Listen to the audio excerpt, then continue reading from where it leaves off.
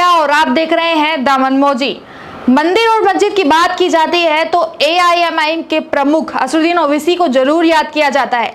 जी हाँ, अगर मंदिर और मस्जिद के जो फसाद है, अगर वो मामले सामने आते हैं तो ऐसे में उनका बयान जरूर आता है। उस बयान के बारे में तो हम आगे बातचीत करेंगे, लेकिन आपके लिए जानना जरूरी है कि जिस तरीके से वाराणसी में इस वक्त ज्ञानव्यापी मस्जिद सुर्खियों में है, उसके पीछे का कारण क्या है। क्योंकि बीते 2 दिन हो चुके हैं और जैसा कि सेशन कोर्ट की तरफ से फैसला आया था कि ज्ञानव्यापी मस्जिद में सर्वे किया जाएगा, वो अब पूरी तरीके से सफल रहा है। हालांकि सेशन कोर्ट का जो फैसला था उसने ये साफ कहा था कि अगर ताला तोड़ना पड़े तो वो भी तोड़ा जाएगा, लेकिन नौबत वहां तक नहीं पहुंची, क्योंकि ये पहले ही कह दिया गया था कि अगर कोई भी आकर उसमें हस्तक्षेप करता है तो उसको जेल में डाल दिया जाएगा। अब कहें कि सेशन कोर्ट का डर था या फिर उत्तर प्रदेश का ये मामला है, तो वहां पर बुलडोजर का डर था, जिसकी वजह से जो ये सर्वे हुआ वो काफी ज्यादा सफल रहा। ये भी कहा गया कि सर्वे आज के दिन से शुरू होना था, जिसका आज पहला दिन था, वो काफी ज्यादा सफल भी देखने को मिला। अब लगातार सवाल ये भी उठ रहे हैं कि क्या वहां पर मौजूद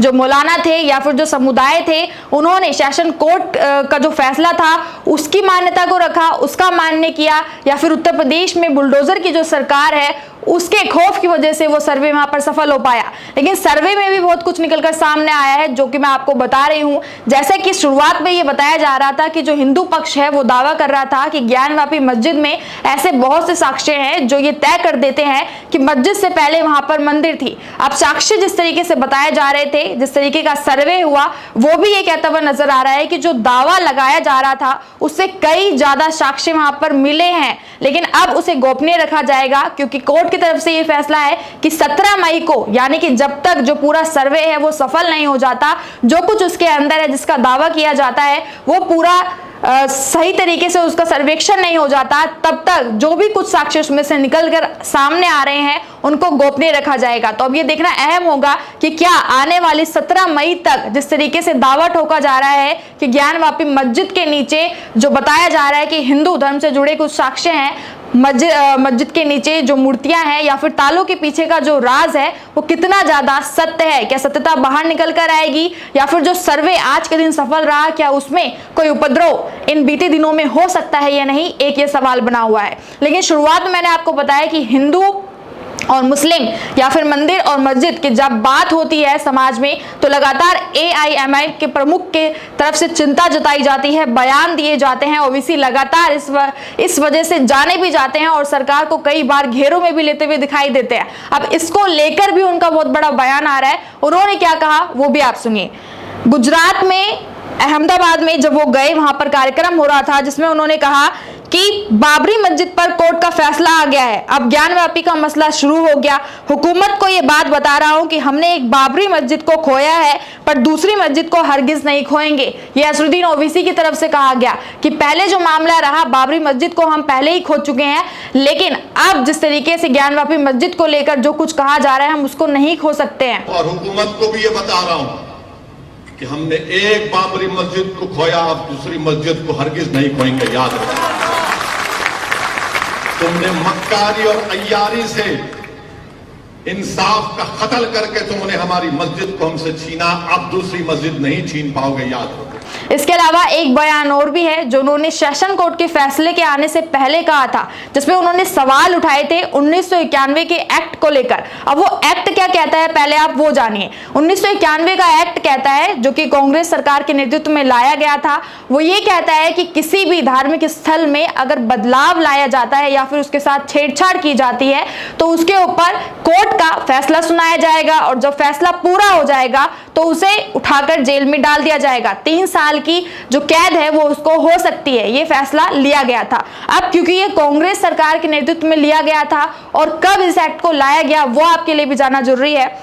तो आपको बताऊं कि ये जो एक्ट है वो ये कहता है कि 15 अगस्त 1947 से पहले के जितने भी धार्मिक स्थल हैं, अगर उसमें किसी तरीके का बदलाव लाया जाता है या फिर किया जाता है तो उसको 3 साल की जो कैद है वो हो सकती है। अब ये लाया क्यों गया था, इसके पीछे का कारण जो है वो कई तरीके से देखने को मिलता है, जिसमें दोनों पक्षों की बात की जाती है, यानी कि हिंदू पक्ष भी साथ में मुस्लिम पक्ष भी, जिसका आड़े लेते हुए असरुद्दीन ओवैसी ने जो इल्जाम है वो लगाया था सरकार पे भी, क्योंकि अब ज्ञानवापी मस्जिद को लेकर जिस तरीके से मुद्दा बना हुआ है, उनका कहना है कि शायद जो सरकार है वो 1991 का एक्ट नहीं देख रही है और जो अपना फैसला है वो सुना रही है। तो इसलिए आपके लिए जानना जरूरी है कि आखिर 1991 का जो एक्ट है वो क्या कहता है। सबसे पहले मैं आपको बताऊं कि 1991 का जो एक्ट है उसे पूजा स्थल एक्ट कहा जाता है, यानी कि पूजा से जुड़ा हुआ ये एक्ट है और कांग्रेस सरकार के टाइम पर इसको लाया गया था, क्योंकि ये 1100 लगभग 92 का एक्ट है। उस टाइम पर आप समझ रहे होंगे कि ये मुगल साम्राज्य जब था उस टाइम के तकरीबन में देखा जा रहा था। इसके दो पक्ष है, यानी कि हिंदू और मुस्लिम। इसको बताया जाता है कि ये कानून जरूरी क्यों है और ये कानून गैर जरूरी क्यों है, मतलब गैर जरूरी भी इसको बताया जाता है और जरूरी भी बताया जाता है। तो पहले हम लोग बात करते हैं कि जरूरी क्यों है। इसमें कहा यह गया था कि देश भर में लगभग 100 ऐसे धर्मस्थल थे जहां पर मंदिरों की दावेदारी हो रही थी। अगर पूजा स्थल कानून नहीं होता तो विवाद बढ़ता और धार्मिक उन्माद फैल सकता था। ये सही कानून लाने का पक्ष है। इसमें यह कहा गया कि बहुत सारे जो मंदिर और मस्जिद थे उस टाइम पर ऐसा ना हो कि आगे चल के और भी सवाल उठे और ये दावा किया जाए कि यहाँ पर मंदिर थी या फिर यहाँ पर मस्जिद थी, इसका दावा ठोका जाए या फिर देश में उस वजह से कोई धार्मिक उन्माद फैले। इस वजह से इस एक्ट को लाना जरूरी था, जो कि कांग्रेस सरकार की तरफ से उस समय पर यह दावा किया जा रहा था। इस वजह से इस एक्ट को लाया गया। और जो इसका दूसरा पक्ष है वो ये कहा गया कि ये कानून नहीं रहेगा तो काशी मथुरा के जो मंदिरों को लेकर अयोध्या मामला था उसकी कानूनी लड़ाई शुरू हो सकती है। जैसे कि आपको पता है कि अयोध्या का जो मामला था जितना लंबा चला, उसी की तरीके से मथुरा या काशी का जो मामला है वो भी आगे ना बढ़ पाए, या फिर उसी से संबंधित और भी कई सारे ऐसे मंदिर और मस्जिद के जो मामले हैं वो ना आ पाए, क्योंकि अयोध्या का मामला जो था वो काफी ज्यादा गंभीर रहा, ऐसा कांग्रेस का कहना है। इस वजह से कोई भी आगे चलकर धार्मिक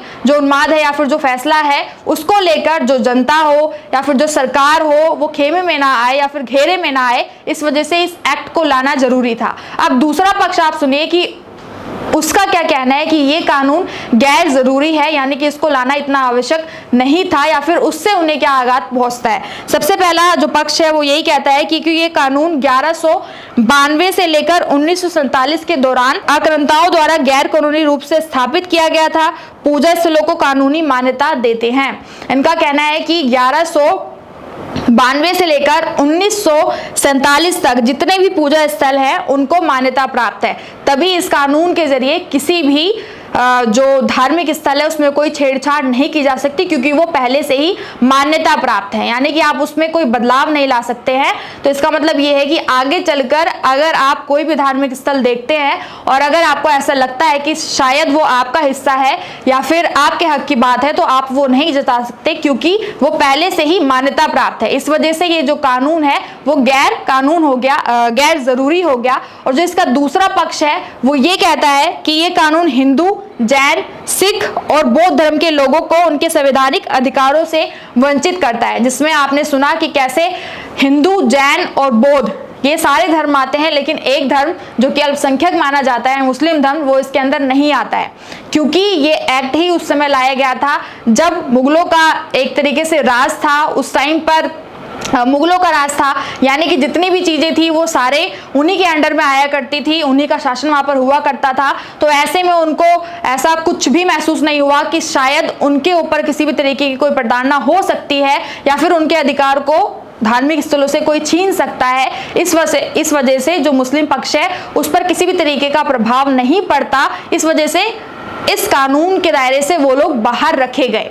अब हालांकि इसका जो पूरा इस्तेमाल है इस समय असरुद्दीन ओवैसी लेते हुए नजर आ रहे हैं। वो यही कह रहे हैं कि जो एक्ट है उसकी अवहेलना की जा रही है, यानी कि उसको माना ही नहीं जा रहा है, उसको पढ़ा नहीं जा रहा है, देखा नहीं जा रहा है, और जो धार्मिक स्थल है उसके ऊपर सवाल उठाए जा रहे हैं कि वहां पर पहले मंदिर था उसके बाद मस्जिद को बनाया गया है। लेकिन सबसे बड़ा सवाल यहाँ पर यही है, अगर इस एक्ट को हम लोग देखें तो ये पता चलता है कि जब मुगलों के ऊपर इसका कोई प्रभाव ही नहीं पड़ता था, पहले से जब वो मान्यता प्राप्त है उनको जरूरत ही नहीं थी, तो ऐसे में इस एक्ट की बात होना कितना जरूरी है। अब इस पूरे जो विषय है उसको लेकर आप क्या सोचते हैं कि क्या असदुद्दीन ओवैसी जिस तरीके से बता रहे हैं कि अल्पसंख्यक जो है उसको फिर से टारगेट करने का काम किया जा रहा है, जो गवर्नमेंट है या फिर जो सरकार है वो लगातार यही कह रही है कि मस्जिद जहां पर भी मतलब धार्मिक स्थल होते हैं वहां पर पहले से ही मस्जिद है, ये बार बार कहा जाता है, ऐसा असदुद्दीन ओवैसी कह रहे हैं। और साथ में